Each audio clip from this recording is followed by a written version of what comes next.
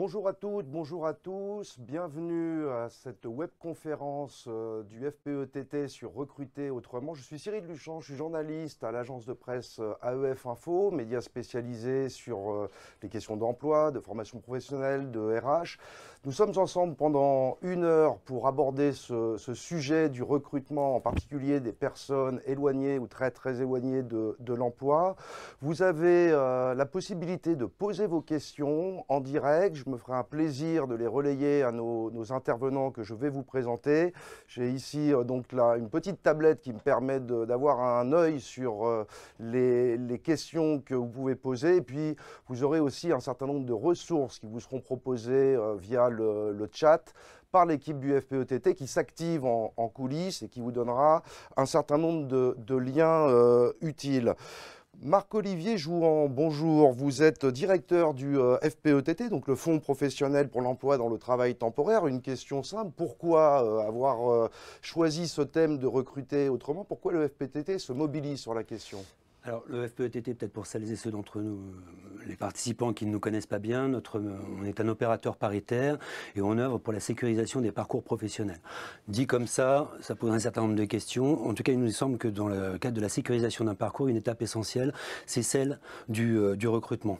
Pourquoi? Parce qu'on est vraiment sur une bascule d'un statut de demandeur d'emploi, généralement un statut de salarié, pour la branche du travail temporaire, un statut de salarié intérimaire, et qu'on a une particularité dans cette branche, c'est que cette bascule, elle est fréquente, elle se renouvelle, c'est-à-dire que le processus de recrutement, on ne le vit pas une fois, puis après on n'en parle plus pendant des années, c'est quelque chose qui va revenir fréquemment. Et donc du coup, dans ce cadre-là, il nous semblait important de pouvoir partager ce qui se joue dans cette étape de recrutement, avec différents acteurs aujourd'hui, avec à la fois une ambition de partager des réflexions. Évidemment, nous, on n'a pas de recette. En plus, notre métier, c'est pas le recrutement direct, c'est plutôt l'accompagnement par la formation, par des processus un peu spécifiques dont on parlera peut-être. Mais l'idée, c'est de créer aujourd'hui un espace de réflexion, peut-être de donner des idées. Et pour celles et ceux d'entre vous qui en ont entendu parler, on a quelque chose qui s'appelle éclairage sur. C'est peut-être aujourd'hui de proposer un éclairage sur ce qui se joue dans les nouveaux processus de recrutement. Alors effectivement, cet éclairage, nous allons l'avoir avec nos intervenants que je vais vous présenter. J'ai à ma droite Léa Lima, bonjour. Vous êtes professeur de sociologie au CNAB, vous êtes membre du laboratoire LISE, c'est le laboratoire interdisciplinaire pour la sociologie économique. Bonjour. À votre droite, Jérôme Pruvot, bonjour, vous êtes chef de service insertion et emploi au pôle solidarité de la direction des politiques d'inclusion durable du département du Pas-de-Calais. Et j'ai également Patricia Milcamp. Bonjour Patricia Milcamp, vous êtes directrice partenariat et solutions candidats à la direction des solutions inclusives et environnementales du Mando. Mando, c'est le réseau Adéco Inclusion, c'est bien ça? C'est ça. Un mot peut-être pour expliquer ce qu'est Umando? Alors, Umando, c'est aujourd'hui 60 agences de travail temporaire d'insertion. Elles se sont développées dans le cadre du plan de relance 1 et 2 Macron pour proposer des solutions inclusives, puisque ces solutions de TTI, d'entreprise de travail temporaire d'insertion, ont été repérées comme un outil, en tout cas de politique, un instrument qui fonctionnait bien pour la mise à l'emploi des personnes éloignées de l'emploi. On a une double appartenance, vous avez entendu ETT, donc entreprise de travail temporaire, et I de insertion. Donc on fait partie de la profession, on est lié au Prisme et aussi à la Fédération des entreprises d'insertion. Nous sommes des entreprises de travail temporaire qui sont conventionnées par l'État au travers des dettes et puis particulièrement après sur des actions avec des conseils départementaux. Et l'idée, ce n'est pas que la personne reste intérimaire, mais bien qu'elle bénéficie d'un parcours d'insertion avec une identification des difficultés à l'entrée, la levée des freins pendant le parcours professionnel et une insertion durable dans l'emploi. Donc évidemment, on parle de transformation de personnes à travers des compétences, des comportements et tout ça en tripartite, étant donné que nous avons des partenaires avec lesquels nous travaillons pour ce fléchage du public. Nous sommes employeurs par le contrat de travail et nous avons nos clients, nos entreprises partenaires avec lesquelles nous mettons en place ces solutions inclusives. Oui, autant de sujets qui vont occuper les débats pendant l'heure qui vient. Alors en effet, la situation sur le front de l'emploi, on a plusieurs études prospectives qui existent. Je pense en particulier à celle de la DARES et de France Stratégie, les métiers en 2030, qui mettent en évidence un certain nombre de tensions que les employeurs connaissent d'ores et déjà. Tensions en termes de pénurie de candidats formés, en termes de compétences à mobiliser. Tout cela, ça oblige aussi à se tourner vers d'autres profils, des profils plus éloignés de l'emploi. Et donc, dans les stratégies de recrutement, ça nécessite de repenser, peut-être de casser les codes, de dépasser les représentations, de revoir les modalités de recrutement et puis de comprendre comment le travail temporaire peut être un facilitateur des politiques de diversité. Je vous propose, pour démarrer ce débat, de commencer par interroger finalement le concept de personnes éloignées de l'emploi, de savoir de qui on parle exactement, qui sont ces personnes, qui sont ces publics dont nous parlons. Alors effectivement, Léa Lima, je me tourne vers vous, parce que quand on parle de public éloigné ou très éloigné de l'emploi, on a l'impression qu'il y a un peu un consensus autour de cette définition. Pourtant, quand on regarde de plus près, c'est loin d'être évident. Vous êtes spécialiste de la question des personnes éloignées de l'emploi en particulier. Vous avez notamment été en charge aussi de l'étude de l'évaluation qualitative du PIC, le plan d'investissement dans les compétences, au sein de la DARES. Et vous venez d'achever des recherches sur les politiques d'accompagnement de l'emploi dans le cadre d'un projet qui s'appelle AUPE, AUPE, c'est Autonomie des demandeurs d'emploi dans la relation d'accompagnement. On peut trouver le rapport qui vient tout juste d'être publié, qui est fort intéressant. C'est un projet que vous avez coordonné. Alors de qui parlons-nous quand on désigne des personnes éloignées ou très éloignées de l'emploi ? Alors, quand on parle de personnes éloignées ou très éloignées de l'emploi, souvent on fait référence à des freins individuels à l'emploi. Et donc ça dénote d'une approche qui est souvent individualisante et essentialiste en fait de l'éloignement de l'emploi, avec cette idée que l'éloignement de l'emploi serait à mettre sur le compte des qualités intrinsèques des chômeurs, des candidats. Alors nous, en tant que sociologues, on s'inscrit un peu en faux contre cette représentation, en mettant l'accent d'une part sur le caractère structurel de cet éloignement de l'emploi. Si je prends l'exemple des freins sociaux à l'emploi, des freins périphériques, par exemple le problème de logement ou le problème de garde d'enfants, qui est souvent cité comme des freins et des motifs d'éloignement de l'emploi. En fait, on peut se demander si cette question de garde d'enfants, c'est le problème de la personne, c'est le problème, est-ce que le problème c'est qu'elle a un enfant, ou c'est qu'il n'y a pas assez de place de garde et il y a des problèmes de pénurie de places de garde d'enfants. Donc, vous voyez, c'est un peu déplacer le problème et l'analyse du problème. Et deuxième chose, donc c'est un problème, on peut avoir une approche structurelle et puis aussi une approche relative. C'est-à-dire qu'on peut dire que ces personnes sont autant éloignées de l'emploi que l'emploi est éloigné d'elles. Et donc ça nous amène aussi à regarder non pas seulement ce qui se passe du côté des candidats, mais aussi ce qui se passe du point de vue des recruteurs et des entreprises. Par exemple, on a beaucoup d'études qui montrent que les personnes qui sont éloignées de l'emploi ou peu employables sur le marché du travail ont eu des trajectoires assez classiques d'emploi, mais des emplois qui sont d'une qualité telle que ça ne leur a pas permis de construire leur employabilité une fois au chômage. Donc il y a aussi à réfléchir de qu'est-ce qui se passe dans les entreprises du point de vue de la qualité des emplois, qui soient des emplois qui employabilisent une fois que la personne est au chômage, puisque les carrières se font de plus en plus aussi précaires. Donc il faut penser les trajectoires dans leur ensemble. Combien de personnes sont dites aujourd'hui durablement éloignées de l'emploi? On parle de quoi? De 2 millions de personnes à peu près? Bon, ce chiffre, il est quand même assez critiquable parce qu'on a tendance à ajouter des choux et des carottes, enfin des choses qui sont assez peu comparables, ou bien de faire des doubles comptes en fait pour arriver à ce 2,2 millions. Moi, je me réfère plutôt à un indicateur plus simple et plus conventionnel, qui est celui du nombre de chômeurs de longue durée. Donc aujourd'hui, au chômage depuis plus d'1 an. Aujourd'hui, c'est à peu près 500 000 personnes qui sont au chômage depuis plus d'1 an, et parmi eux, 200 000 qui sont au chômage depuis plus de 3 ans. Et ça, c'est un facteur d'éloignement de l'emploi, puisqu'on sait que la durée du chômage augmente les risques de ne pas en sortir. Donc voilà, c'est à prendre en compte. Vous avez produit il y a quelque temps une étude en particulier qui s'appelle « Trajectoire et insertion des personnes très éloignées de l'emploi ». On peut la retrouver assez facilement sur Internet. Est-ce que ça conduit à penser différemment les procédures d'insertion et les procédures de recrutement? Quel est le constat?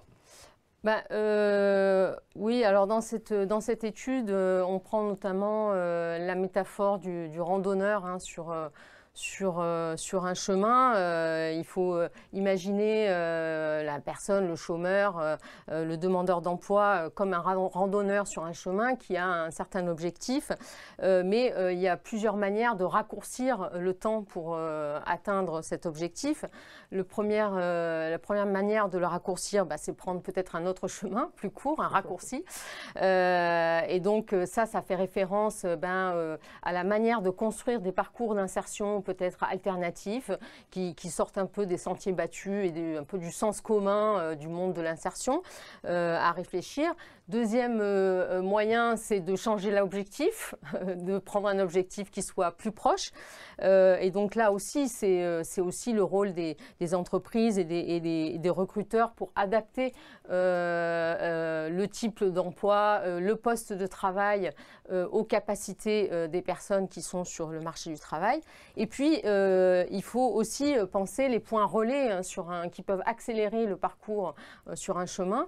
Et là, ça fait référence à toutes les ressources qui sont disponibles sur un territoire pour construire un parcours d'accompagnement. Et par exemple, dans cette étude, on a noté que ce qui fait fortement défaut, en fait, pour accélérer les parcours d'insertion des personnes éloignées de l'emploi, c'est des ressources, par exemple, en matière d'accompagnement psy.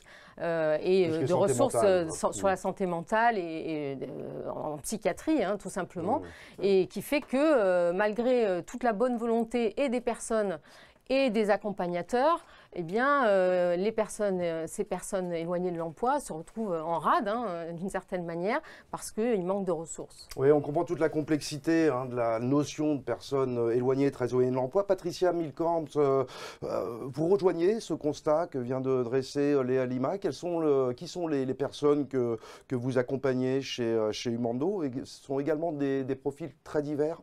Oui. Je vais le mettre en 3 points. Je vous rejoins tout à fait, Léa, si vous me permettez, sur aujourd'hui recruter autrement. Pourquoi est-ce qu'on met autrement? En fait, c'est recruter avec les candidats disponibles, et l'entreprise va peut-être recruter autrement parce que sa façon de recruter n'est plus celle qui est adaptée au public qu'elle peut rencontrer. Et aussi sur est-ce que c'est le demandeur qui est éloigné de l'entreprise ou l'entreprise qui s'en est éloignée.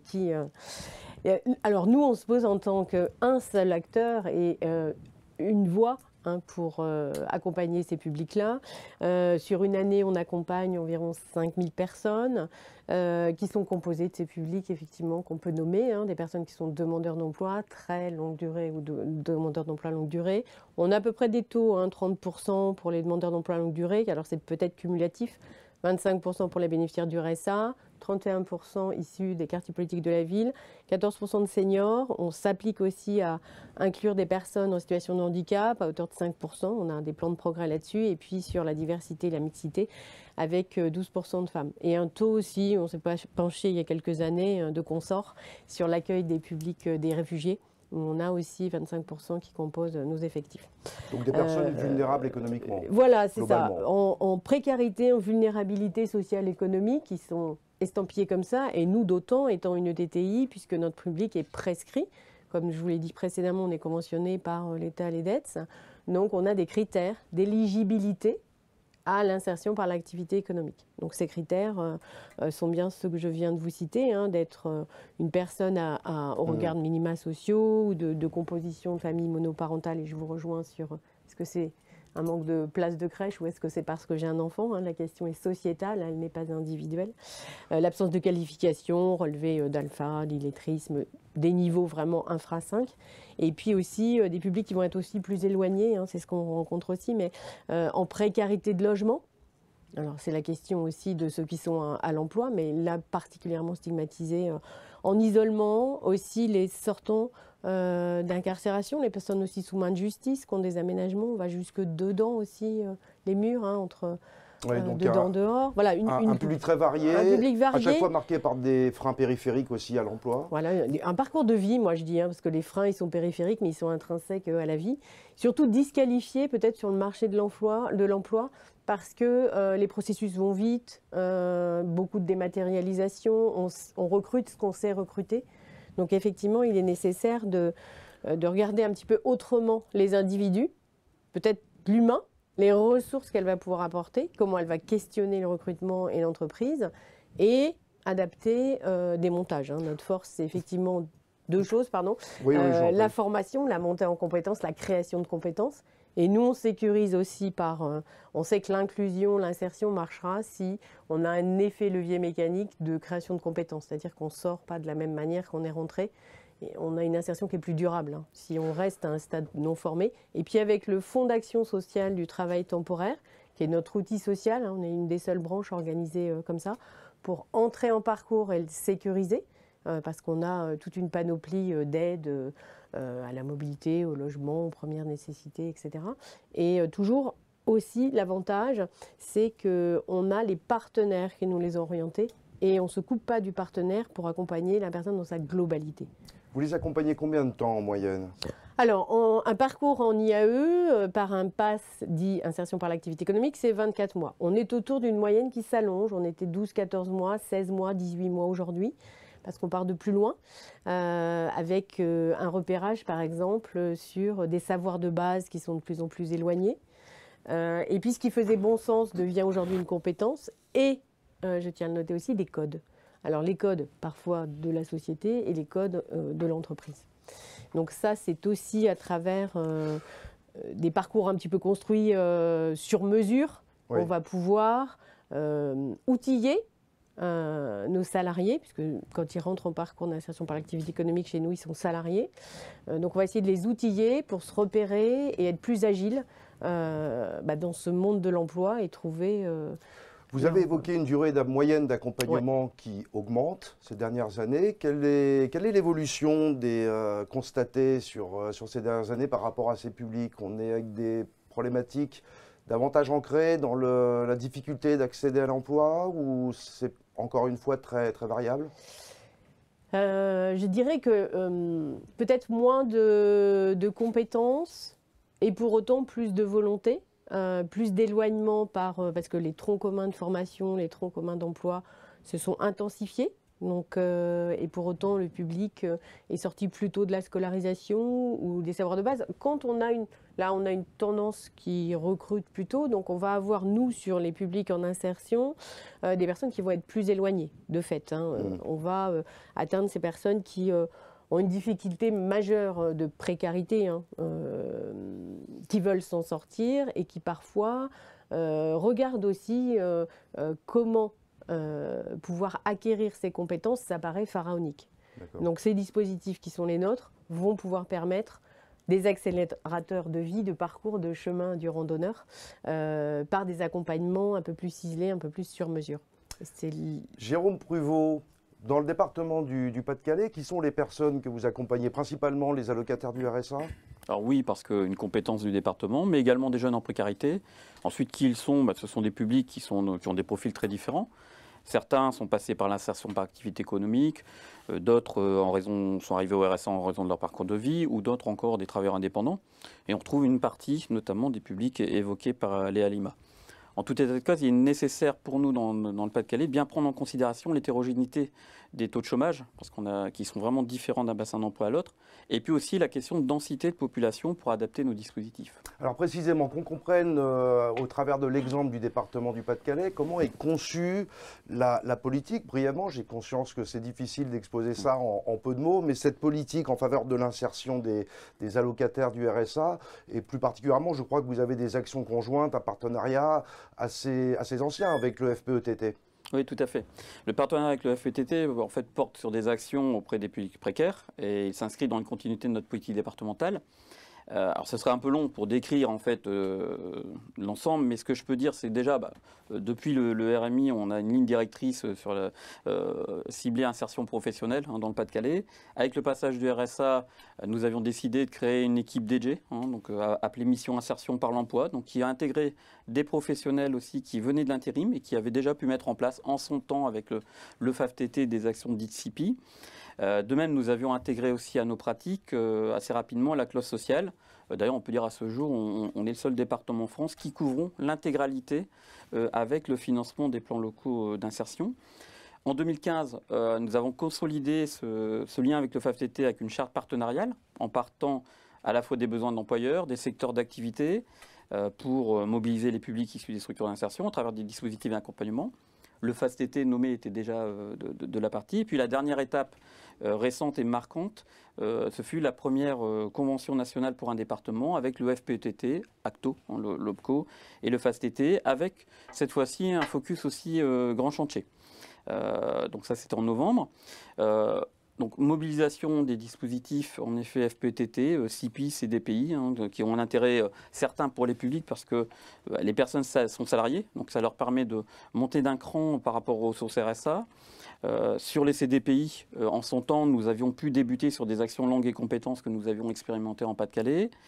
Les CIPI aussi, nous c'est important aussi, intègrent aussi un volet développement personnel. Donc ça c'est important aussi pour l'évolution des publics. Et puis en effet, il y a cette question de cofinancement, ACTO, FPETT qui gère la formation.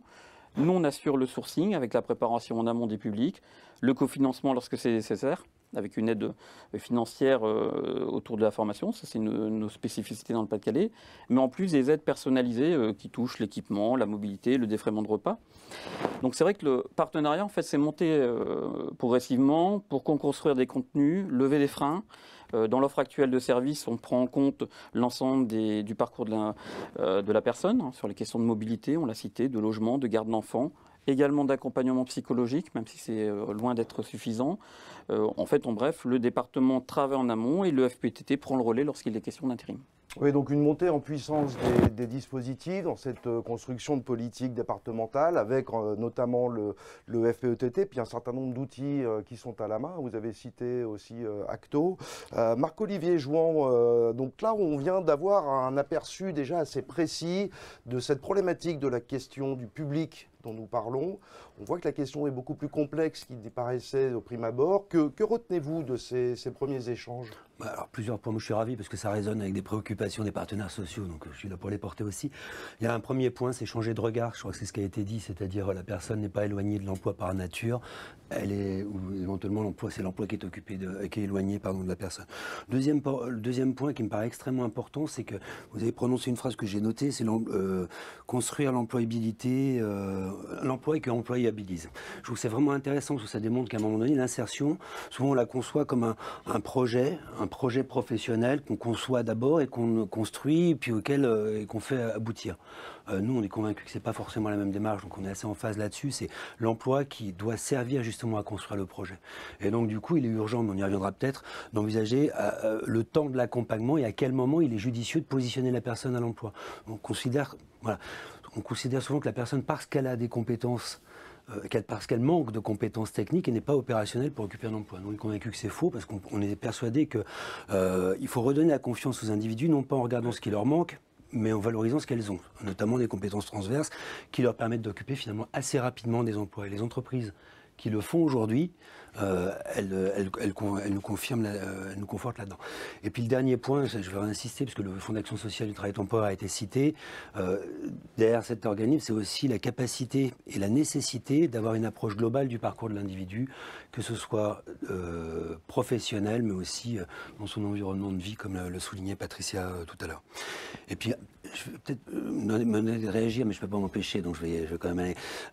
Peut-être en apportant un ajout. On dit que la personne n'est pas par nature éloignée de l'emploi, mais elle peut être considérée comme éloignée de l'emploi selon le territoire dans lequel elle se trouve.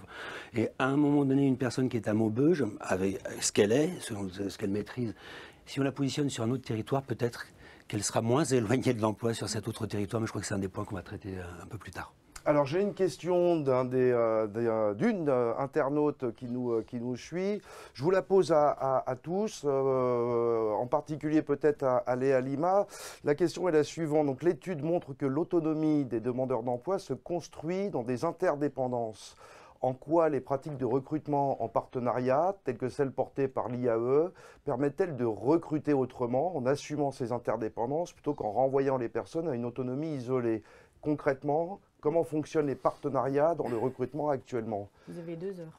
Voilà, c'est un sujet vaste qui veut se prêter à l'exercice, des quelques éléments de réponse. Alors j'encourage vivement à aller consulter cette étude, ce résultat du projet HOPE, qui est maintenant en ligne, je crois depuis la semaine dernière, Léa Lima. Peut-être un mot sur la question des interdépendances? Alors nous, quand on parlait d'interdépendance, on parle moins en fait des relations que peuvent avoir les différents acteurs de l'insertion et de l'accompagnement entre eux. Que des interdépendances sociales dans lesquelles la personne, le chômeur, le demandeur d'emploi est inscrit en fait. Et avec cette idée que quand on renvoie les chômeurs à leur autonomie dans la recherche d'emploi, en fait ces chômeurs ils ne font pas une recherche d'emploi tout seuls et qu'on mobilise souvent des ressources sociales, collectives, ne serait-ce que d'un point de vue familial, pour accomplir une recherche d'emploi qu'on ne peut pas accomplir avec France Travail, par exemple, et les organisations qui sont censées supporter et aider les chômeurs. Donc c'est un peu ça qu'on entendait par interdépendance. Bon, sur la question des partenariats, je pense que les autres personnes autour de la table seront peut-être mieux je vous propose de passer justement au travers, pour répondre en fait à cette question, on va l'aborder très directement dans un deuxième temps qui va nous occuper maintenant, si vous le voulez bien, cette question des partenariats, parce que quand on parle de recrutement, on le comprend avec les personnes qui sont ici autour de la table et au travers des propos que vous avez déjà tenus. Finalement, recruter, ce n'est pas uniquement un acte individuel, dans le sens où on n'est pas avec une personne à la recherche d'emploi qui va répondre seule à une offre d'emploi et avoir un job à la clé. On est dans une logique qui est beaucoup plus collective. Ça va être notre deuxième interrogation.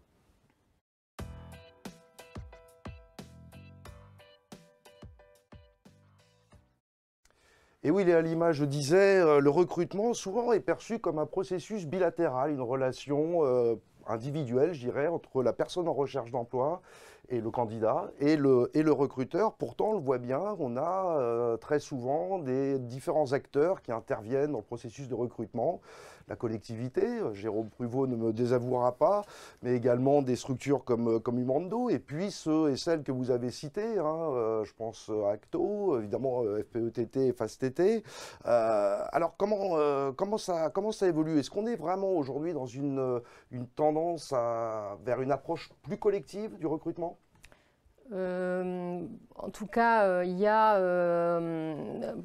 la recherche de donner un peu plus de cohérence peut-être sur le plan territorial à des actions qui peuvent paraître parfois être un peu séparées les unes des autres, sans beaucoup de communication, parce qu'en effet, il y a énormément d'acteurs en fait, qui interviennent sur ce champ-là, ne serait-ce que du point de vue des collectivités territoriales, depuis les premiers pas de l'insertion des jeunes, puisque c'est le premier public en fait qui a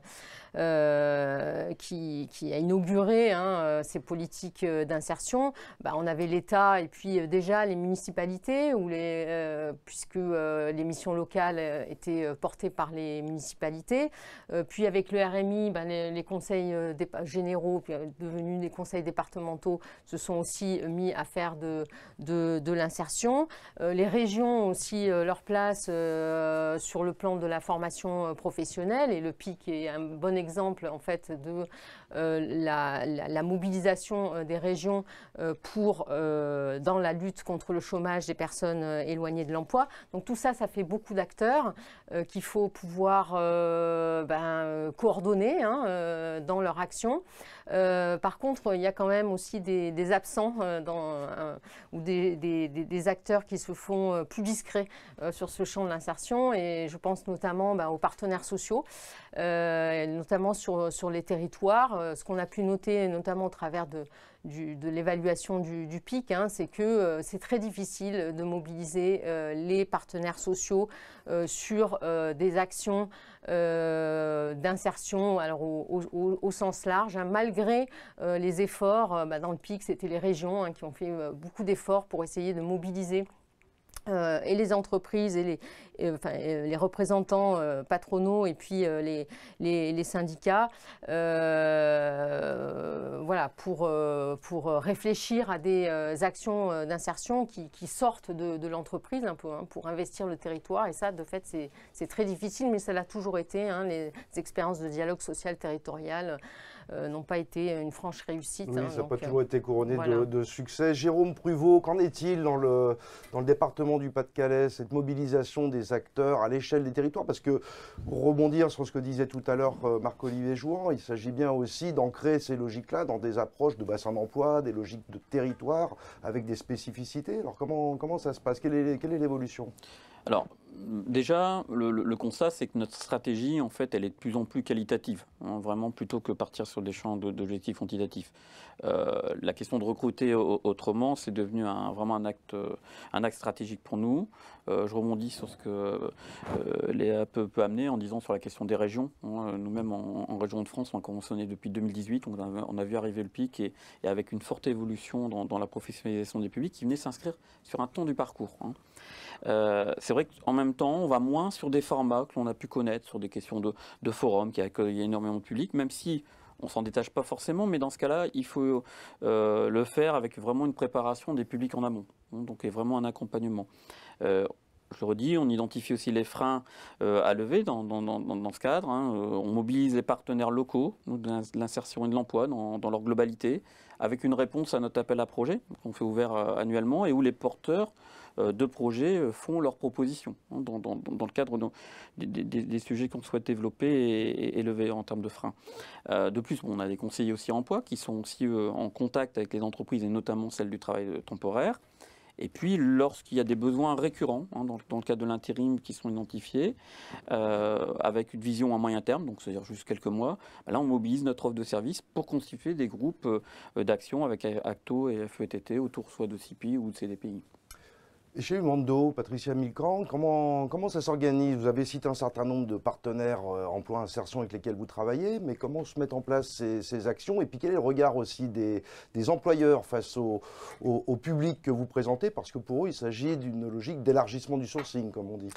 Exactement. Alors nous, on a, comme je vous le disais, on est conventionné par l'État à travers les DETS, et donc on a des conventions avec France Travail, donc on a des orientations qui sont très consensuelles, qui sont par les France Travail, donc par les missions locales, les Cap Emploi, etc. Après, on va aller un petit peu plus loin dans les politiques de RSA notamment. On nous demande aussi d'être plus vigilants et d'apporter un accompagnement renforcé sur ces publics. Et puis également, on a répondu à des appels à projets et des appels d'offres pour améliorer cet accès à l'emploi par des actions très précises. Et puis l'élargissement va jusqu'à des services emploi de ville, des CCAS, des associations plus spécifiques, vous l'aurez compris, allant des centres d'hébergement d'urgence jusqu'à Resto du Cœur ou des secours populaires, etc. Donc ça, c'est toutes les actions qu'on peut avoir. Les autres SIE, eux, en amont. C'est important aussi que les publics se projettent d'un chantier d'insertion en amont vers l'emploi plus pérenne. Et côté employeur, alors comment se passe la relation finalement? Quelles sont les motivations pour se tourner vers ces publics? Alors, la relation se passe bien, mais on a beaucoup de travail encore à convaincre. Convaincre pourquoi? Parce que l'entreprise est persuadée c'est son cœur de métier, de recruter. C'est moins le cas on pourrait faire 2 groupes, hein, sur les PME et puis sur les grands groupes.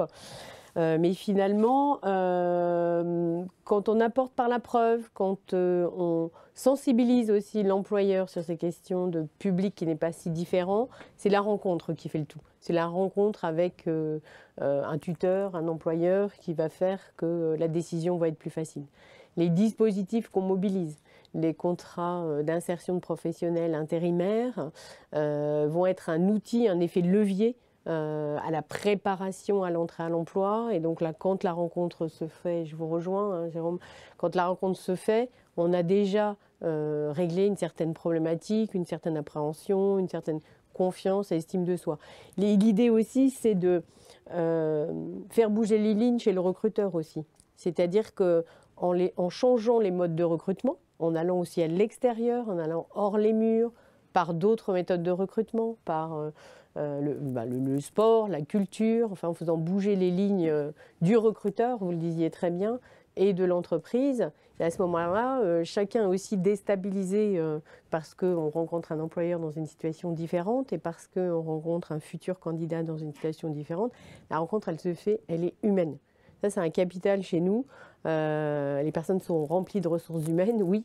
À partir du moment où elles se parlent, elles se rencontrent, elles se connaissent. Et c'est là où il y a un réel enjeu. Ouais, faciliter finalement la rencontre, ça permet de dépasser les représentations. Et puis, il y a un certain nombre d'outils qui sont à la main. Je pense en termes de pratiques de pré-recrutement, vous en avez cité certains. Il y a des dispositifs comme les POE, ça c'est avec France Travail en particulier, les préparations opérationnelles à l'emploi, de la prépa alternance, ce genre de choses. Sont des dispositifs que vous mobilisez également? Alors, assez peu la POE parce qu'on a fait le choix, nous, dès le départ, comme les publics auxquels on s'adresse sont des publics déjà en difficulté, pas toujours indemnisés ou avec des minima. On a fait le choix de privilégier la logique de contrat de travail par le contrat de mission, hein, qu'il soit à CIPI, CDPI, ou le contrat de mission de travail qui va sécuriser la personne, où elle aura un contrat, une fiche de paye, et on va déjà répondre à ce besoin de levée de freins périphériques. On a un statut, on a un salaire, on a des choses qui se déclenchent et on a une identité. Mais on va mobiliser des dispositifs qu'on a cités, le CIPI pour la préparation, le CDPI pour déjà cibler des compétences précises, alors soit de la branche, soit de formation initiale, de certification nationale. L'idée étant toujours de préparer la personne à appréhender au mieux possible le terrain de l'emploi. Donc par la pratique qui va être proposée, puisque l'intérimaire sera salarié, mais viendra en tant que stagiaire de la formation professionnelle, rémunéré pour être en exercice et on s'applique à ça avec un tuteur, avec une pratique professionnelle qui est in situ. Donc ça, c'est important dans notre approche professionnelle. Et on s'aperçoit ces dernières années que de toute façon, les entreprises qui recrutent, quand elles demandent une compétence, elle n'existe pas forcément sur le marché. Donc on a été aussi un acteur avec la politique de l'ANRU, avec les grands travaux, avec les JO plus dernièrement, de création de compétences. Alors on va en parler de l'entrée compétence qui est évidemment fondamentale. Marc-Olivier Jouan, je me tourne vers vous pour ce deuxième temps de débat, d'échange autour de la dimension collective. J'imagine qu'il y a pas mal de choses qui font écho aux logiques que vous prenez. Quel est votre regard sur ce qui vient d'être dit? Je vais rebondir sur ce que j'évoquais tout à l'heure en premier retour, la question du territoire. C'est-à-dire qu'en fait, j'ai l'impression que vraiment tout se joue dans les territoires. On reviendra après sur la question du paritarisme, parce que je ne peux pas empêcher de réagir sur le sujet, bien sûr, mais tout se joue sur le territoire. Alors après, une fois qu'on a dit ça, je pense que sur un territoire et collectivement, on peut créer collectivement les conditions de recrutement réussies. Par contre, on ne va pas recruter collectivement. Et donc ça, une fois que je dis ça, c'est très théorique. Aujourd'hui, nous, ce qu'on essaie de mettre en place avec nos partenaires, c'est ce qu'on appelle des diagnostics de territoire. Alors ça, finalement, tout le monde en fait. Sauf que diagnostic de territoire avec vocation opérationnelle. Nous, notre propos et notre souhait, notre ambition, c'est à chaque fois qu'on va faire un diagnostic de ce type-là, il ne sera réussi que s'il débouche sur un plan d'action et que ce plan d'action est mis en œuvre. Sinon, on partage de l'information et tout reste assez flottant. Et je crois que c'est ce qu'on a réussi à faire. Jérôme Pruvot évoquait tout à l'heure le canal Seine-Nord. C'est vraiment un bel exemple en la matière. Deuxième point, je vais assez vite, mais sur le diagnostic, ce qui est important et ce qu'on oublie souvent, c'est la dimension du temps.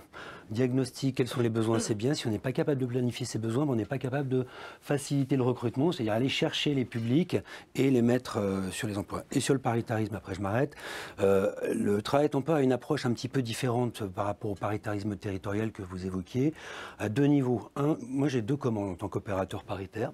La première, c'est essayons de mobiliser tous les moyens de la branche possibles, en tout cas ceux dont on dispose FPETT, pour soutenir les politiques publiques. C'est ce qu'on fait à travers des financements assez conséquents sur le PIC IAE, sur le PIC en général, sur le FNE, etc.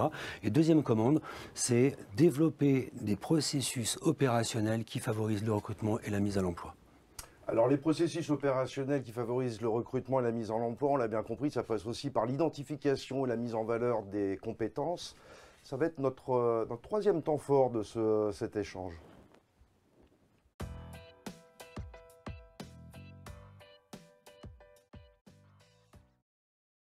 Et oui, Léa Lima, je vous donne encore une fois la parole pour éclairer un peu ce débat, avoir votre point de vue de sociologue sur la question des compétences. Parce que quand on parle de recrutement, on a tout de suite à l'esprit, bien évidemment, les compétences techniques, les compétences métiers. Les employeurs recherchent des profils de personnes qui sont formées, directement opérationnelles. Pourtant, cette assertion est de plus en plus battue en brèche. On entend de plus en plus des employeurs, des entreprises vanter les compétences transverses, le savoir-être, les soft skills, qui finalement pourraient être un peu résumés avec l'adage « donnez-moi quelqu'un qui est prêt à travailler, qui a les codes et qui peut s'insérer parfaitement dans mon entreprise, et ensuite je m'occupe de former cette personne et aussi de la former à ma main ». Est-ce que c'est une tendance qu'on constate aujourd'hui, ou qu'est-ce qu'il faut changer quelque chose pour mettre davantage en avant ces compétences transverses? Alors, c'est vrai que cette question des compétences transverses, d'ailleurs, compétences transverses et soft skills, c'est pas tout à fait la même chose, mais bon, on va pas rentrer dans un débat terminologique. Les soft skills, le problème des soft skills, c'est que ce qu'il y a derrière, c'est quand même souvent des compétences naturalisées. C'est-à-dire des choses qui ne s'apprennent pas. Et c'est d'ailleurs ce pourquoi beaucoup de psychologues du travail sont un peu critiques par rapport à cette notion, parce que pour eux, une compétence, ça doit pouvoir s'apprendre. Or, les soft skills, ça relève souvent des traits de caractère, des dispositions qui sont construites il y a très longtemps et dans le milieu familial, etc., et qui sont complètement naturalisées. Donc, ça pose le problème, en fait, de savoir comment on transmet ces soft skills à des gens qui en seraient éventuellement dénués. Qui va le faire? Qui en a la responsabilité? Et puis, ça pose aussi le problème, à partir du moment où c'est naturalisé, il va se poser le problème de la reconnaissance de ces soft skills, puisque ça n'a pas fait l'objet d'un investissement pour acquérir ces compétences. Donc, ça renvoie aussi à la question de la reconnaissance, y compris salariale, de ces soft skills. Donc bon, moi, voilà, vous aurez compris, je suis un peu critique, un peu réserve. Oui. Et puis, surtout du point de vue de ce qui nous occupe aujourd'hui, la question du recrutement, déjà, c'est beaucoup au feeling, hein, en fait, les soft skills. Donc, ça pose un problème d'objectivation, en fait, de savoir comment on mesure ces soft skills chez une personne dans le processus de recrutement. Et puis, donc, difficulté à les objectiver. Et aussi que ça pousse à une forme de standardisation des critères de recrutement, puisque c'est un peu toujours les mêmes soft skills qu'on va rechercher pour les tout type de postes. Et à mon avis, on s'éloigne d'un objectif qui serait un peu de travailler la singularité et la particularité des postes de travail, et donc aussi de parler travail au-delà de l'emploi. Très rapidement quand même, par rapport aux employeurs, finalement, quels sont les outils à la main? Est-ce qu'on est uniquement dans la logique CV, lettre de motivation? C'est encore quand même le diptyque quand même très très prégnant dans les pratiques de recrutement des entreprises. Quand vous regardez les résultats des enquêtes, l'enquête offerte qui régulièrement, tous les 10 ans je crois, passe au crible les manières de recruter dans les entreprises. Ce diptyque CV entretien d'embauche, il est quand même très très répandu. Or, en fait, au travers de ces outils, de ces méthodes, il y a plein de compétences qui vont rester invisibilisées. Et ça crée une exclusion très importante, parce que le CV notamment, c'est un procédé très standardisé pour recruter, et c'est un peu toujours les mêmes qui vont passer l'étape du CV. Et par contre, ceux notamment, par exemple, qui sont au chômage depuis un certain temps, ils ne passent pas l'étape de la sélection du CV, donc ils n'accèdent jamais à l'entretien d'embauche, et donc ça crée de l'exclusion pour les exclus, quoi. Oui, alors je vois Patricia Millecamp qui acquiesce par rapport aux propos que vous tenez, Léa Lima. Comment ça se passe chez Umando? Quels sont les moyens que vous avez à disposition pour aborder cette question épineuse des compétences et de leur valorisation? Alors, juste pour une fois un point de désaccord avec vous, Léa, c'est vrai que je pense que, vous l'avez très bien dit, l'histoire de vie, l'éducation, on a des publics, nous, éloignés de l'emploi, très éloignés de l'emploi, qui ont connu aussi des situations chaotiques. Et on essaie, dans le cadre de l'entretien, dans une écoute empathique, de déterminer avec ce que les personnes ont traversé, les forces. Alors les faiblesses, évidemment, on les notifie, puisque ce sera aussi les freins levés, mais les forces qu'elles ont pu déployer. Et là, ces forces-là, elles sont transposables dans le contexte de l'entreprise, elles sont mobilisables dans un effort, dans une question d'individualité, vous l'avez dit, parce que les personnes sont singulières. J'aime beaucoup cette idée-là, qu'on ne standardise pas, mais les parcours sont individuels, l'accompagnement est individuel, donc on va faire parler les gens. Et on ne va pas s'arrêter à la feuille CV, qui, évidemment, chez nous, va être un HLM de trous. Donc, l'idée, comment on fait? Déjà, comprendre la personne, qu'est-ce qu'elle a pu traverser, qu'est-ce qu'elle a pu faire, qu'est-ce qui est transposable, alors, en termes de ressources personnelles, donc ce que vous appelez les compétences douces, les soft skills. Et puis, ce qui est aussi intéressant, c'est les compétences transférables. Qu'est-ce qu'on a fait le long de son parcours? Qu'est-ce qu'on a fait quand on arrive d'un autre pays? Ça, c'est intéressant. On s'y est intéressé par des vecteurs différents. Je vous l'ai cité tout à l'heure, par le sport. On a même eu une expérimentation avec le game pour voir comment les gens se comportaient aussi. Avec l'IA aussi. Est-ce qu'on est individualiste? Est-ce qu'on est curieux? Est-ce qu'on va poser des questions? Est-ce qu'on va être challenger? Est-ce qu'on va être leader? Est-ce qu'on va être aidant? Là aussi, on s'aperçoit qu'avec ces supports qui ne sont pas le CV, on recrute sans CV et on propose à l'entreprise aussi de recruter sans CV et de bouger ses lignes, c'est-à-dire elle aussi de se mettre en situation pour aussi être à égalité, on va dire, en tout cas de plus focaliser sur ce CV qui ne va pas être la matrice, qui ne va pas être le passeport de l'emploi, qui sera après, mais en tout cas pas à l'entrée. Et côté employeur, alors comment ça se passe? Il faut les convaincre, il faut redoubler d'efforts pour les engager dans des directions comme celle que vous venez d'évoquer, ou quand ils testent, ils adoptent? Alors, vous pensez bien que c'est un acte militant aussi souvent qu'on a. Donc oui, il faut les convaincre, mais une fois qu'ils sont rentrés dans ces processus, ils en ont vu la plus-value. Et c'est plus sur le côté RH où on va aller bousculer les choses pour bousculer les lignes du recrutement habituel. Donc ça change leur regard, ça change leur pratique. Ça commence à changer leur pratique et commence à intégrer dans, on le voit, on le multiplie, je ne sais pas si vous suivez l'actualité, les réseaux, etc. On le voit dans la pratique des grandes entreprises, des métiers en tension qui aujourd'hui ont complètement embarqué ces solutions parce qu'elles leur permettent de ne pas se priver de talent. de personnes en transformation. Hein. Pour la plupart, ils travaillent avec des personnes chez eux aussi qui sont obligées de faire monter en carrière. Et là, ils ont compris qu'en allant chercher un petit peu plus loin, regardant les publics qui sont dits éloignés de l'emploi, mais finalement, parce qu'ils ne les ont pas éloignés par leur pratique, et en plus, avec la dématérialisation, je m'inscris sur un site, je télécharge, la fracture numérique est parlante. En allant chercher par d'autres vecteurs ces personnes-là, nous, de notre côté, avec nos partenaires, en les montant aussi en lumière, parce qu'ils sont souvent hors des radars des entreprises, ce n'est pas dans leur pratique. Parfois, ils sont de plus en plus inscrits à France Travail, en mission locale, mais ils ont pu aussi s'éloigner de ces réseaux publics d'emploi. Eh bien, on arrive à rapprocher les publics des entreprises. Je notais tout à l'heure, vous parliez de santé mentale. On a eu une expérimentation très intéressante là en Normandie avec le Humorando et avec France Travail sur un public qui est demandeur de très longue durée, qui a pu être isolé, avoir des problématiques de santé.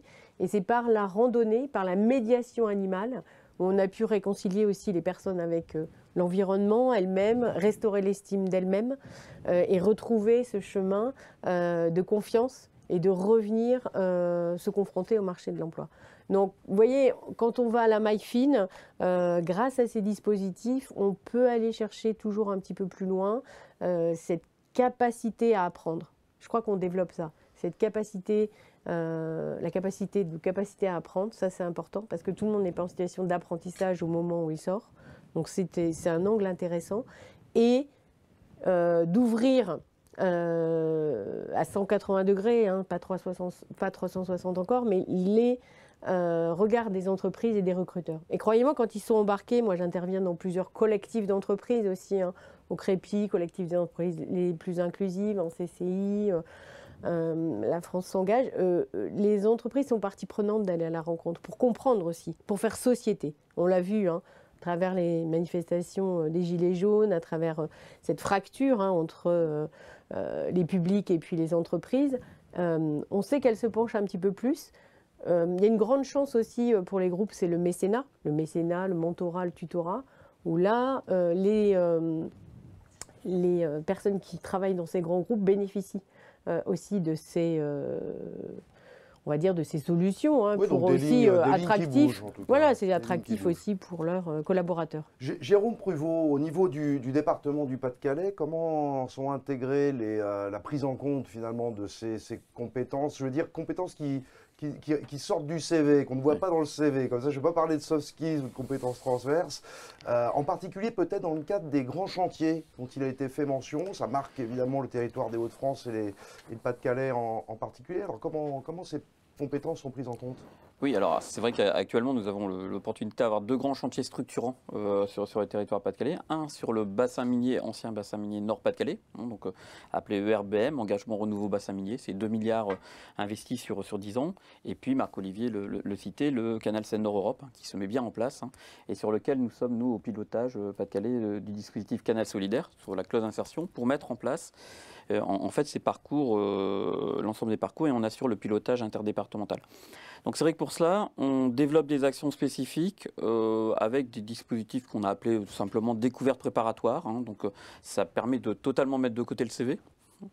Et on y va crescendo. C'est-à-dire qu'on va d'abord montrer le métier pour vérifier l'intérêt de la personne. Puis après un stage de 2 jours avec des mises en activité pour tester, découvrir. Et puis si ensuite ça continue, on va sur 3-4 semaines d'actions préparatoires pour se tester, pour valider son projet, travailler les codes de l'entreprise, cette question d'acculturation aussi, travailler certaines compétences critiques pour l'activité, mais aussi, et on l'a évoqué à plusieurs reprises, la reprise de confiance en soi ou la prise de confiance en soi pour certains. Bref, c'est une question de remise à niveau. En bref, c'est un niveau de montée en compétences avec de la pratique par contre à 80%. La moitié de ces actions-là, lorsqu'on les met en place, on y retrouve des publics bénéficiaires du RSA. Et puis avec au terme 80% de réussite, parce qu'ensuite, forcément, ils intègrent des actions financées par l'intérim, donc par le FETT. Et puis surtout se dire aussi qu'on n'a aucun absentéisme au moment d'une bascule en CDPI. Alors pour ces préparatoires, il y a des préalables, il faut des emplois, il faut des entreprises repérées, des partenaires identifiés sur un secteur d'activité donné. Techniquement, on sait le mettre en place rapidement. aussi rapidement que les services du FPETT et d'Acto. Ce sont des actions sur mesure. Bon. Par contre, on a juste besoin d'un temps nécessaire pour la mobilisation des publics et, on l'a dit et redit, vérifier les questions de prérequis, la question des levées des freins. Oui, ça c'est essentiel. Voilà. C'est essentiel. En tout cas, une approche que je qualifierais de très pragmatique, de ce que je comprends. C'est pas le coup de baguette magique, on est vraiment sur une logique, un processus qui est mis en œuvre. Marc-Olivier Jouan, peut-être un regard sur cette mobilisation autour des enjeux de savoir-être et la manière dont le FPETT s'empare du sujet. Alors, c'est fâcheux parce que je suis d'accord avec tout le monde. Ah bon. On préfère un peu plus de polémique. Non, pour être sérieux, je crois que le sujet, il y a un des mots qui a été prononcé que je vais retenir, c'est la confiance. Cette confiance, on l'acquiert parce qu'on valorise nos compétences. Et donc, les candidats qui sont positionnés sur des séquences pour travailler ces compétences situationnelles ou ces compétences sociales, on rajoute, parce que à la limite, peu importe les termes à ce stade-là. Mais moi, je vais retenir une chose, c'est que ce qui est mis en place, c'est que ce sont des expériences vécues. Et c'est des expériences vécues qui permettent à la fois un apprentissage, parce qu'on n'apprend pas du jour au lendemain, si on n'a pas intégré certaines choses, à être à l'heure, à connaître les codes, etc., qui semblent être des compétences de bon sens, telles que les formulait tout à l'heure Patricia. Mais en tout cas, l'expérience comme un moyen d'apprentissage et d'ancrage de ces apprentissages. Vous avez cité des exemples. On a une ingénierie qui s'appelle Frégate, je fais un peu la publicité du FPETT, mais je vous invite vraiment à aller regarder sur le site. C'est des séquences avec les animaux, des séquences autour des arts du cirque, culturel, etc., qui sont le prétexte à chaque fois pour développer, ou en tout cas prendre conscience des compétences dont on dispose. Et le dernier point, ça c'est un point qu'on n'évoque pas souvent, en une journée, avec ce type de travail, pour un coût soutenable économiquement, et ça j'insiste très fort, on a un ancrage dans le parcours d'emploi, un ancrage pour la sécurisation des parcours qui est exceptionnel. Bon, voilà. Ok, on prend un tout petit peu de retard, mais je peux m'empêcher de vous poser deux questions très, très brèves posées par les internautes. La première concerne le parrainage. Quel est votre regard sur les entreprises qui ont recours finalement à un parrain qui pousserait la porte du recruteur, en fait, pour venir appuyer la candidature? Est-ce que c'est un dispositif, une approche à laquelle vous êtes sensible? Alors nous, en ETTI, on vise plutôt le tuteur dans l'entreprise, mais on est engagé dans d'autres, les 100 chances emploi, les écoles de la deuxième chance, avec les missions locales, avec le parrainage. Pour moi, le parrainage, c'est essentiel parce que le demandeur, il est isolé, jeune ou pas jeune. C'est plutôt une cible jeune, mais je trouve qu'on devrait aller sur d'autres cibles. Il est isolé dans sa recherche. Dans sa famille, il connaît peut-être tout dans son quartier ou dans sa ville, 2-3 métiers. Le parrainage, ça va être un accélérateur de vie et de parcours d'un adulte référent. On a eu des adultes référents hors de nos parents qui ont compté pour nous. Et donc, il va être un accélérateur, 1, de représentation et 2, de carnet d'adresses. Donc ça peut donner une architecture, en tout cas, à se repenser. Ouais, ça nous fait une belle transition avec la prochaine partie, mais juste avant, je vais vous laisser la parole, Patricia Nican, parce qu'il y a une question qui s'adresse, je pense, spécifiquement à vous. Est-ce que les OTTI utilisent les périodes d'immersion professionnelle? Et si oui, quels sont les impacts constatés sur le recrutement? Alors très rapidement. Très bonne question. C'est mon sujet en ce moment, effectivement, d'essayer par l'immersion de rapprocher la décision en fait, de l'entreprise et la découverte du métier. On parlait de projet professionnel, mais en tout cas la découverte du métier par le candidat. Les ETTI, sur certains territoires, sont exclus de l'immersion. Donc, parce que nous, c'est la mission de travail qui fait découvrir in situ le travail, la mission. Pour autant, c'est des choses avec France Travail que j'essaie de faire bouger et de travailler avec l'immersion facilitée, où je pense que c'est une aide à la décision pour les deux, à la fois pour l'entreprise et à la fois... Alors, on peut s'en servir de l'immersion pour quelqu'un qui sera en parcours chez nous. Et on a, comme vous le disiez, travaillé, capitalisé des heures sur différents métiers. Et pour autant, on a envie d'aller en découvrir un autre, en étant proche de sa sortie, on pourra mobiliser l'immersion. Mais ça fait partie, pour moi, des outils vraiment à valoriser, tant dans l'aide à la décision de l'employeur, en proximité, une fois que la rencontre s'est faite, je vous l'ai dit, nous elle se fait par la mission, que pour le candidat aussi dans sa projection dans l'entreprise et la réalité que propose le secteur d'activité ou le métier en découverte ou en confirmation de projet. Très bien, je vous propose de passer au dernier temps de cette webconférence. On va parler d'accompagnement, on en parle depuis le début en fait d'accompagnement, mais on va l'aborder de manière frontale. La place de l'accompagnement dans la réussite des procédures de recrutement quand on pense recruter autrement.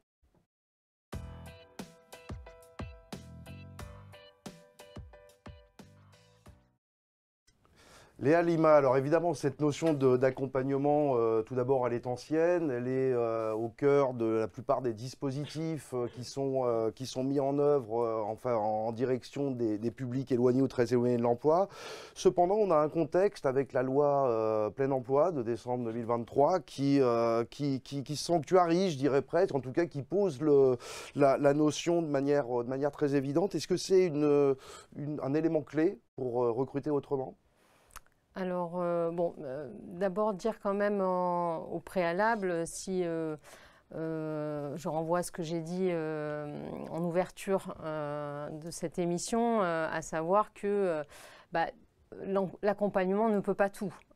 Si on pense aux questions de place de garde, logement, etc., il y a un problème structurel, il va falloir avoir une réponse structurelle, politique.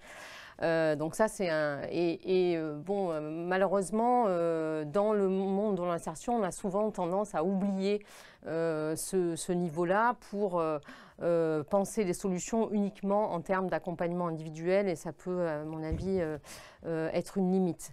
Ensuite, je suis désolée de casser un peu l'ambiance, mais il y a aussi des accompagnements, en tout cas la littérature en sociologie le montre, il y a aussi des accompagnements qui éloignent les personnes de l'emploi.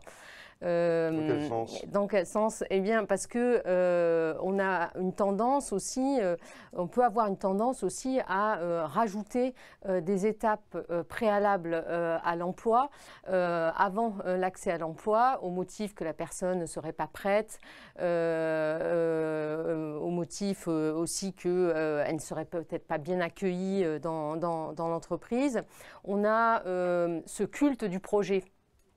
L'idée qu'il faut absolument avoir un projet, peut-être même un projet de vie avant de se former, avant d'accéder à l'emploi. Bon, ça, c'est des choses qui sont interrogées et depuis longtemps. Je pense notamment aux travaux de Denis Castra, qui est un psychologue social.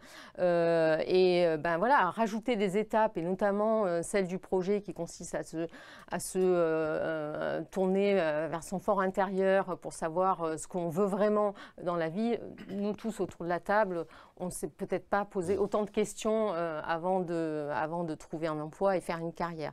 Donc, ça, en l'occurrence, je ne veux pas parler à la place de Marc-Olivier Jouan ou de Patricia Millecamp, mais le travail temporaire, typiquement, a sa place dans la mise en emploi immédiate, finalement.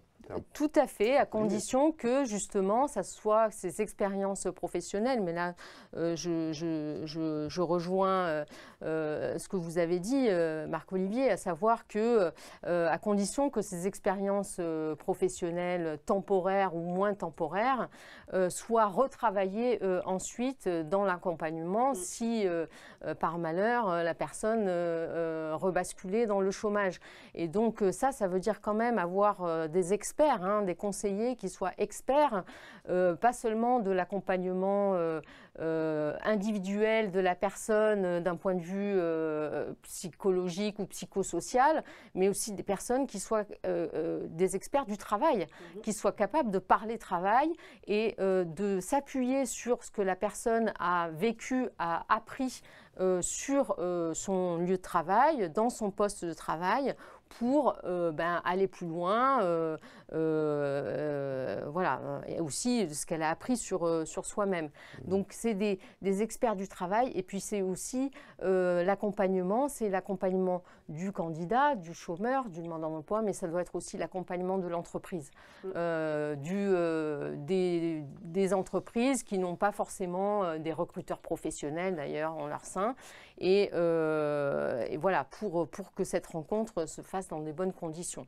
Donc, Jérôme Pruvot, très rapidement, vous partagez les points évoqués par Léa Lima? Alors je partage, hein, et ça renvoie à pas mal de choses, mais ce serait trop long à évoquer là maintenant.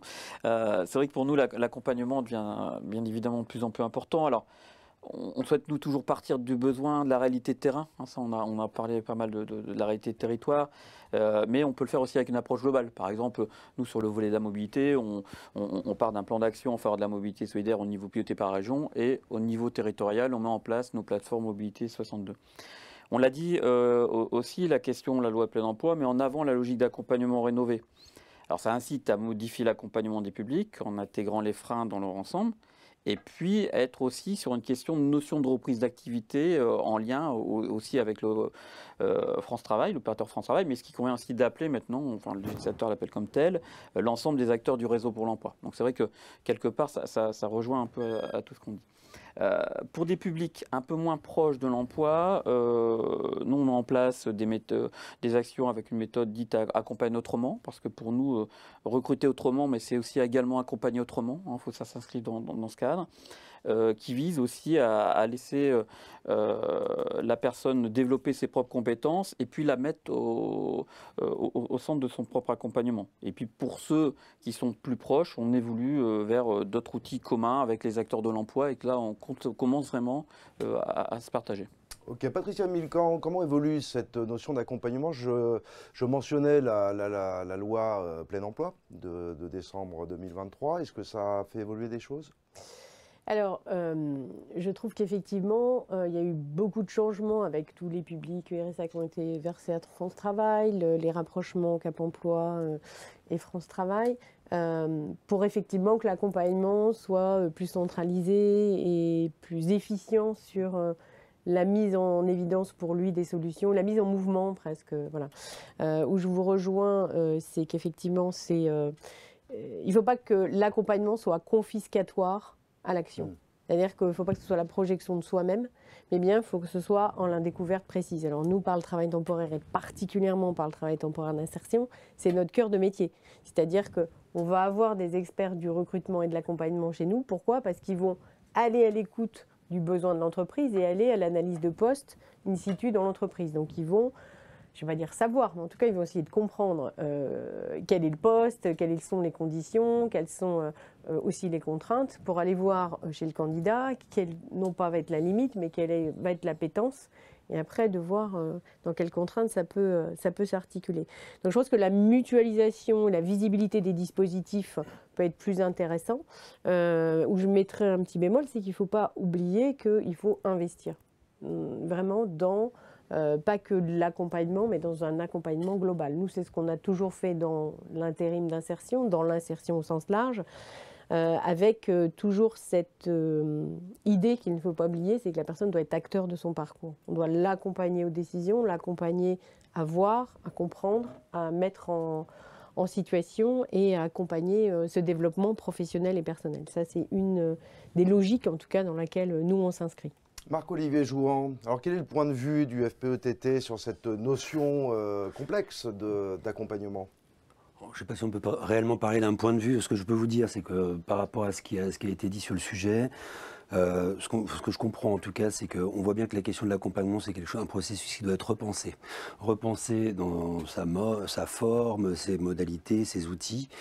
Et pourquoi? Parce qu'en fait, on est quand même dans un contexte particulier, il ne faut pas l'oublier, c'est qu'on est plutôt globalement dans une diminution des ressources, des moyens financiers, etc. Patricia évoquait la question de l'investissement, oui, c'est un gros sujet. Ça ne veut pas dire qu'on ne doit pas être démissionnaire sur le sujet, au contraire, on doit être créatif. Donc, on sait qu'il y a plusieurs axes de travail, il y en a au moins un qui est regarder comment on peut imaginer d'autres processus d'accompagnement, ça a été évoqué, et ça doit passer par une meilleure coordination, mutualisation des moyens, des acteurs, etc. Peut-être un second point, c'est sur la formation. Il y a quand même un sujet sur la formation, surtout quand on parle de public éloigné, avec toutes les guillemets qu'on a vu tout à l'heure, en formation. Je pense que sur le plan purement économique, il y a peut-être des modalités à repenser qui permettent de faire plus court, plus pour plus et mieux. Voilà. Et pas forcément avec plus de moyens. Donc ça, ce sera peut-être un sujet pour plus tard. Et puis, je l'évoquais déjà, mais la valorisation des compétences des individus, c'est fondamental. Comment on peut inscrire quelqu'un dans une dynamique si on ne lui met pas un peu de carburant? Et ce carburant, c'est la confiance. Voilà. Donc voilà un peu ce que m'évoquent vos réflexions de l'instant. Ouais, beaucoup d'échanges qui pourraient être poursuivis. On a toujours cette frustration hein, du temps. J'ai toujours évidemment le mauvais rôle, mais cette webconférence touche à sa fin. Je vous remercie beaucoup, Léa Lima, Jérôme Pruvot, Patricia Milcan et Marc-Olivier Jouan. Un mot pour vous dire tout de même que si vous souhaitez poursuivre les réflexions, bien évidemment, le site du FPETT regorge de ressources utiles. Hein. Vous pouvez en particulier avoir accès à des données chiffrées produite par l'Observatoire de l'intérim et du recrutement. Je crois qu'il existe également une newsletter à laquelle, Marc-Olivier Jouan, je pense que vous allez me confirmer que vous encouragez nos internautes à s'y abonner. Il y a également un profil LinkedIn hein, du FPETT où on a toutes les actualités les plus chaudes. Et puis, une prochaine table ronde sous le même format de webconférence aura lieu le 3 décembre. Ce sera sur le thème « Former autrement », dans la continuité « Recruter autrement »,« Former autrement ». Et puis bien évidemment, cette webconférence vous sera très rapidement proposée en replay pour revisionner l'intégralité ou certains passages et puis aussi et surtout peut-être pour partager la vidéo à vos réseaux et continuer à alimenter ainsi vos réflexions. Il me reste à vous souhaiter une excellente après-midi et à très bientôt donc.